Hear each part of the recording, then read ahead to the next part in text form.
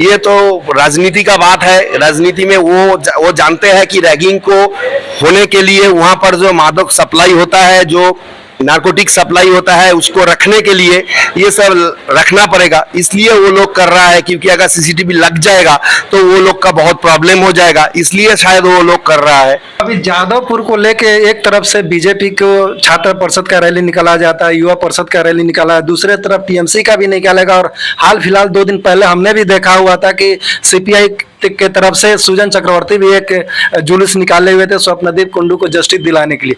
ये गेम समझ में नहीं आ रहा, लोगों को समझ में नहीं आ रहा कि आखिर ये चल क्या रहा। बंगाल में कुश्ती हो रही है और दिल्ली में और पटना में और बैंगलोर में दोस्ती हो रही है। लोगों को बेवकूफ बनाया जा रहा है, लोगों के आंख में धूल।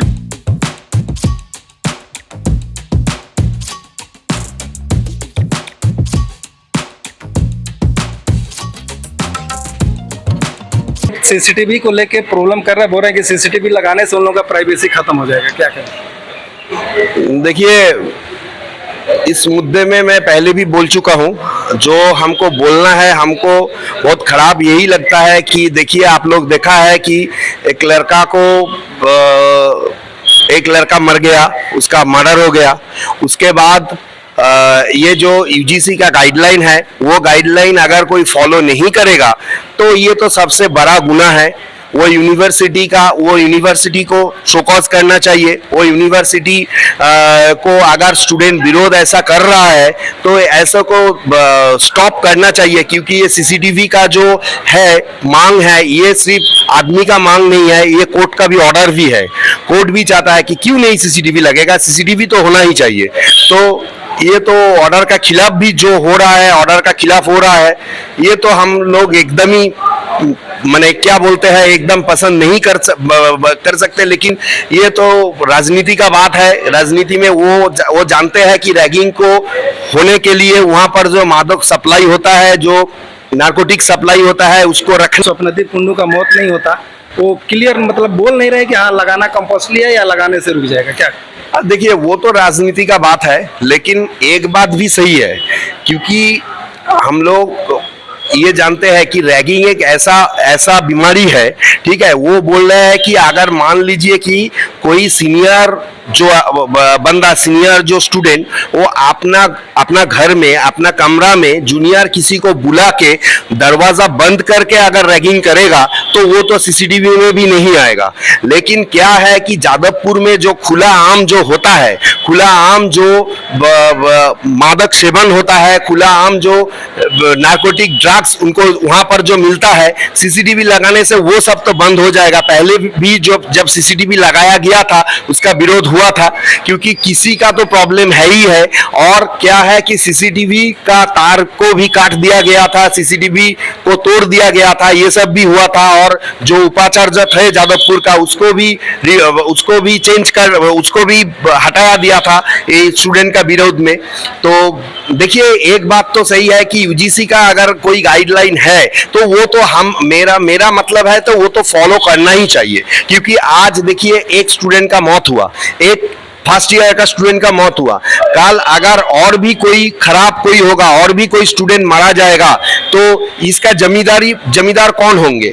और जो बाप माँ जो भेजता है अपना बच्चा को एक अच्छा स्टडी के लिए, एक बड़ा यूनिवर्सिटी में ठीक से स्टडी के लिए, क्योंकि उनका फ्यूचर ब्राइट हो, वो कोई अच्छा जगह में नौकरी करे या जिंदगी में बहुत ऊपर जाए, अगर वो जब जाएगा और रैगिंग के चलते उसका देहांत हो जाएगा, उसको मर्डर होना पड़ेगा, तो ये तो एकदम क्या बोलता है, ह्यूमैनिटी की भी खिलाफ है। सीसीटीवी तो मेरा हिसाब से लगना ही चाहिए।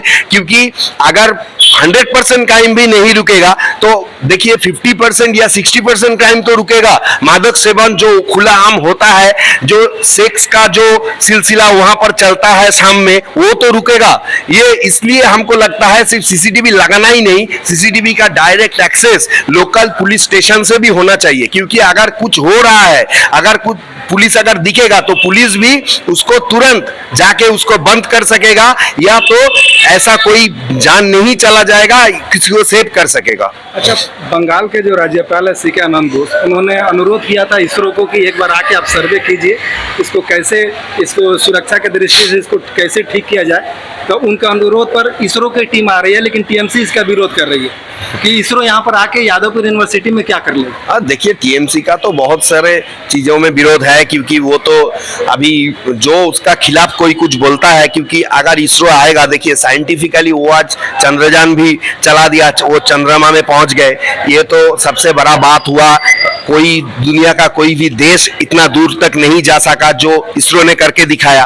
तो इसको विरोध करना हम लोगों को लगता है कि ये तो नेशन का विरोध करना है। अगर इसरो आएगा, वो कोई भी ऐसा, इसरो पहले भी बता चुका था, क्योंकि उनका पास कोई एंटी रैगिंग कोई टेक्नोलॉजी है, वो चाहता है कि हर यूनिवर्सिटी में, खास तौर पे जादवपुर यूनिवर्सिटी में जो इतना बड़ा हादसा हुआ तो उसको लागू किया जाए उसको। अगर, क्योंकि हम पहले से भी दो बात जो बोलता रहा वो एकदम सही, आप लोग एकदम मान लीजिए कि वहां पर जो एनडीपीएस का जो बनता है, जो मादक सेवन होता है, मादक वहां पर आना जाना एकदम फ्री है, और किसी भी आदमी का, किसी भी स्टूडेंट का इतना पावर नहीं है कि वो खुद इतना बड़ा कोई मादक का गैंग चला सके। ये यहाँ पर कोई बड़ा कोई किंग पिन है, शायद हो सकता है कि टीएमसी का कोई लीडर यहाँ पर हो सकता है, लीडर का जोक साजोक है, तो वो तो नहीं चाहेगा,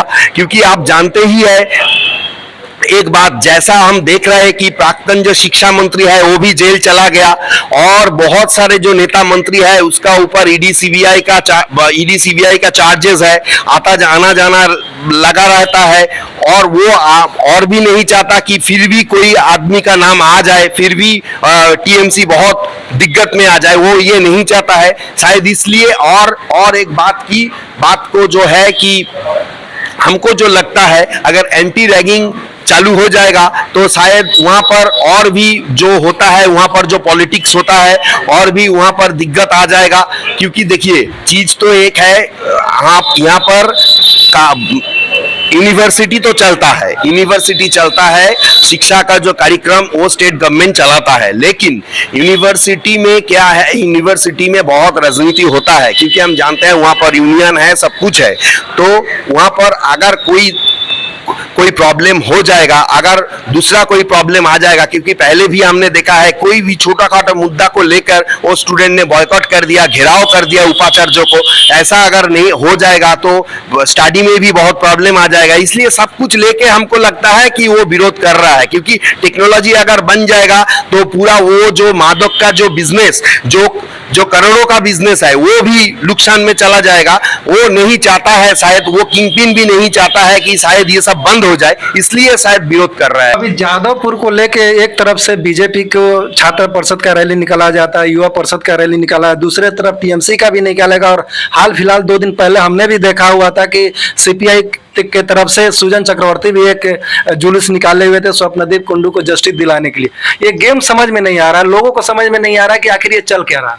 बंगाल में कुश्ती हो रही है, और दिल्ली में और पटना में और बैंगलोर में दोस्ती हो रही है। लोगों को बेवकूफ बनाया जा रहा है, लोगों के आंख में धूल झोंका जा रहा है। मैं तो कहूंगी धूल भी नहीं, लाल मिर्ची पाउडर झोंका जा रहा है। लेकिन जनता बड़ी होशियार है, ये जनता है, सब जानती है, इनको सब पता है। वोट के वक्त बताएगी, 2024 में बताएगी कि आपने जितना भी हम लोगों को बेवकूफ बनाया है, ये वोट के माध्यम से जनता अपना जवाब देगी। तो कल्याण बनर्जी फिर ऐसा क्यों कर रहा है कि सीसीटीवी रहता तो शायद स्वप्नदीप कुंडू का मौत नहीं होता, उसको सही टाइम पर ये किया जा सकता है, या जस्टिफाई के लिए बहुत जल्दी समय मिल पाता। जबकि सुजन चक्रवर्ती बोल रहे हैं कि नहीं, सिर्फ सीसीटीवी लगाने से ही जादवपुर का जो प्रॉब्लम है वो सॉल्व नहीं होगा। मतलब कि सीसीटीवी को लेके दोनों जो पॉलिटिकल पार्टी है जो आज INDIA के साथ गठबंधन में शामिल है, दोनों का अलग अलग विवाद है, दोनों का अलग अलग अपना महत्व है, लेकिन जनता को ये चीज समझ में नहीं आ रहा कि कौन सच बोल रहा है कौन झूठ बोल रहा है। देखिए, इसका मैं बहुत छोटा सा जवाब दूंगी आपको, बहुत लेंदी नहीं करूंगी। इसका छोटा सा जवाब ये रहेगा कि कल्याण बैनर्जी जी बहुत बड़े एडवोकेट हैं, ये मैं भी मानती हूँ। सुप्रीम कोर्ट के भी बहुत जाने माने एडवोकेट हैं, कई बार हमारी मुलाकात होती है, नजरों से नजरें टकराती हैं, आमना सामना होता है। पर क्या कल्याण बैनर्जी जी ने कभी भी महिलाओं के पक्ष में कोई केस लड़ा है क्या? या कलकत्ता हाई कोर्ट में या सुप्रीम कोर्ट में? चले अब आप मुझे बताएं कि जब पार्क स्ट्रीट रेप घटना हुई थी तो सुजेट जॉर्डन के लिए वो केस लड़े थे? नहीं। कामदुनी केस लड़े थे? नहीं। कालियागंज केस लड़े? हास खाली केस लड़े? 3 तलाक की जो विक्टिम थी केस लड़े? बहुत सारे रेप की घटनाएं हैं जिसमें बड़े अच्छे वकीलों की जरूरत है। ऐसे वकील जो अवेयरनेस करें, जो हेल्प करें विक्टिम की। तो जो लोग पेशे से